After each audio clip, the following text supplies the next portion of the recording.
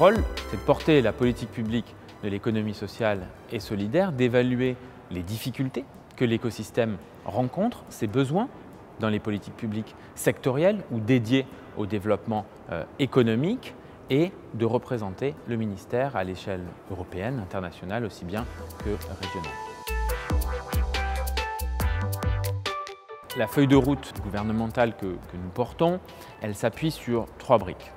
Sur la consolidation de l'ESS à l'échelle territoriale par le renforcement des services déconcentrés de l'État sur ces sujets, par le renforcement des chambres régionales de l'ESS. Elle s'appuie aussi sur le développement des modes d'entreprendre de l'ESS, que ce soit coopératif, entreprise sociale, notamment via l'agrément ESUS, ou la réflexion sur les modèles économiques et la pérennité économique des associations. Et enfin, c'est le volet du financement, le volet de l'investissement, que ce soit par les banques publiques, la Banque publique d'investissement ou la Banque des territoires, mais plus largement le développement de la finance solidaire, l'accès à l'épargne citoyenne et aux fonds européens.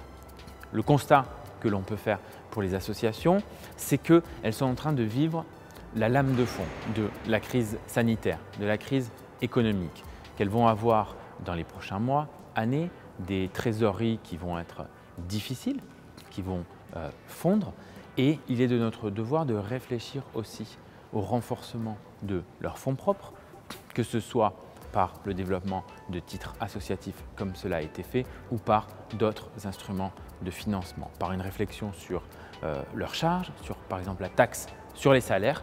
Toutes les options, toutes les solutions sont sur la table et nous souhaitons discuter aussi bien avec le mouvement associatif que l'ensemble des représentants du monde associatif pour trouver les bons leviers pour aider et être au soutien des associations.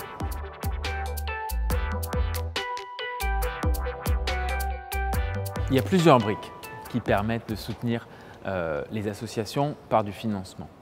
On le sait, il y a la générosité du public, qui peut passer aussi par de l'épargne. Donc comment est-ce qu'on flèche, comment est-ce qu'on incite l'épargne de livret A, de livret développement durable solidaire vers les structures de l'ESS, vers les structures associatives.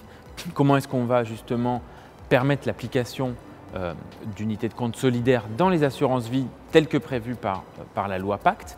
Tout ça sont des leviers qui visent à inciter toujours plus les livrets, l'épargne, les solutions de financement citoyennes vers les structures de l'économie sociale et solidaire, vers les associations.